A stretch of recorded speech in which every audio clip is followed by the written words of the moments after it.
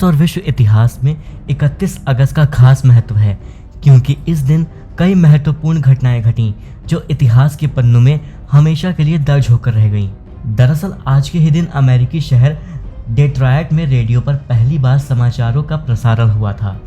Australia की धरती पर सन 1877 में पहला अंतर्राष्ट्रीय टेस्ट मैच खेला गया था।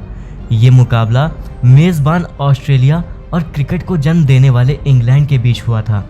उस दौर में क्रिकेट को बढ़ावा या उसकी जानकारी तत्काल लोगों तक पहुंचाने की व्यवस्था नहीं थी, क्योंकि उस जमाने में क्रिकेट कमेंट्री और उसका लाइव प्रसारण नहीं होता था।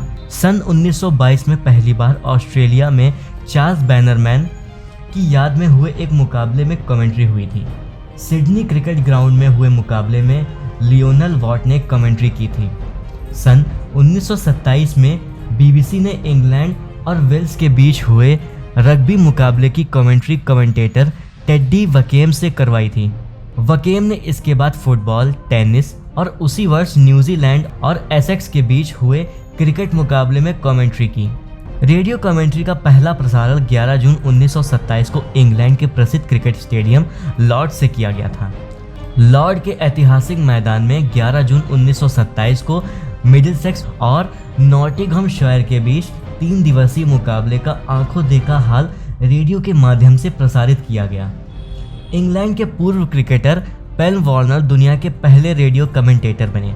हालांकि कई जगह पादरी गिलीगहम का रेडियो का पहला कमेंटेटर माना जाता रहा। बाल बॉय बॉल कमेंट्री रेडियो पर सन 1938 में शुरू हुई थी। बीबीसी पर यह पहली क्रिकेट कमेंट्री थी जो 4 किस्तों में हुई थी। गिलीगहम ने आधा घंटा माइक्रोफोन पर कमेंट्री करने में सफल रहे थे। एसेक्स के इस पूर्व बल्लेबाज को इस काम के लिए इसलिए नहीं चुना गया था कि वे ठीक ठाक क्रिकेटर रह चुके थे, बल्कि वे एक पादरी भी थे और उनके भाषण को सुनने के लिए भीड़ उमड़ पड़ती थी। विजडन के मुताबिक वे डिनर के बाद होने वाली पार्टियों में एक लोकप्रिय वक्ता थे और उनके हाजिर जवाबी का कोई तोड़ नहीं था। क्रिकेट कमेंट्री करने के बीबीसी के फैसले पर उस वक्त डेली हेराल्ड ने ये कहते हुए बीबीसी का मजाक उड़ाया था कि आने वाले दिनों में वे शतरंज और बिलियर्ड्स की कमेंट्री करना शुरू ना कर दें। वहीं डेली टेलीग्राफ ने बीबीसी की आलोचना करते हुए लिखा कि श्रोताओं के लिए क्रिकेट जैसे बोझिल खेल को दिलचस्प कैसे बनाया जा सकता है। उन दिनों रेडियो को प्रेस अपने सबसे बड़े दुश्मन के रूप में देखता था। यहाँ तक कि अखबारों ने रेडियो प्रोग्राम का शेड्यूल छापने से मना कर दिया था।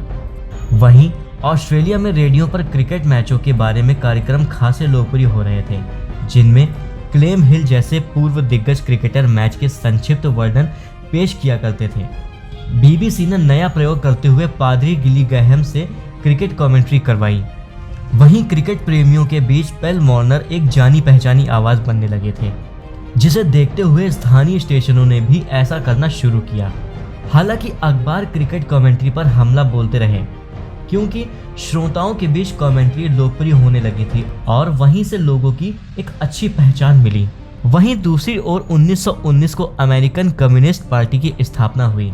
कम्युनिस्ट पार्टी की स्थापना के शताब्दी वर्ष को लेकर मार्क्सवादी कम्युनिस्ट पार्टी और भारतीय कम्युनिस्ट पार्टी आपस में भिड़ गए। एक और मार्क्सवादी कम्युनिस्ट पार्टी ने स्थापना शताब्दी वर्ष मनाने की तैयारी शुरू कर दी। वहीं भारतीय कम्युनिस्ट पार्टी 2025 में मनाएगी। कम्युनिस्ट पार्टी के दोनों धड़े काफी समय तक एक थे, लेकिन 1964 में उनके रास्ते अलग हो गए। तब तक दोनों धड़े 26 दिसंबर 1925 को स्थापना दिवस मानते रहे, क्योंकि इसी तारीख को कम्युनिस्ट पार्टी ने कानपुर में अपनी पहली कांग्रेस शिखर बैठक आयोजित की थी।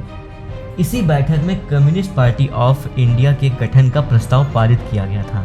मार्क्सवादी कम्युनिस्ट पार्टी ने कम्युनिस्ट पार्टी की स्थापना का वर्ष 1920 माना है। उसका कहना है कि ताशकंद में 17 अक्टूबर 1920 को पार्टी की नींव रखी गई। पार्टी महासचिव सीताराम येचूरी के मुताबिक अक्टूबर 1920 को ताशकंद में कुछ प्रमुख क्रांतिकारी नेताओं की बैठक में भारत को आज़ाद कराने का फैसला हुआ था। मोहम्मद शफीक को पार्टी का महासचिव चुना गया था। मार्क्सवादी कम्युनिस्ट पार्टी द्वारा अपनी शताब्दी वर्ष पर प्रकाशित पुस्तक में भी 1920 से 1925 के बीच वामपंथी नेताओं द्वारा कई बैठकों और प्रकाशनों का ब्यौरा दिया गया है। S.A. Dange, S.V. घाटगे KM. Joglekar और आर.एस. निम्बालकर ने 1923 में मुंबई से सोशलिस्ट नामक अखबार निकाला, तो सिंगारावेल चेटियाल ने मद्रास से 1 मई 1923 को लेबर किसान गजट प्रकाशित किया। नवंबर 1964 में मार्क्सवादी कम्युनिस्ट पार्टी से अलग होने के बाद माकपा ने अपने स्थापना की प्रक्रिया सहित पुराने दल की कई प्रस्तावों और नीतियों की समीक्षा की। इसी के बाद उसने तय किया कि कम्युनिस्ट पार्टी की स्थापना 1925 में नहीं 1920 में की गई। हर खबर पर होगी आपकी पकड़। सब्सक्राइब करिए हमारे चैनल विद्रोही आनंद को और बेल आइकॉन दबाना न भूलिए।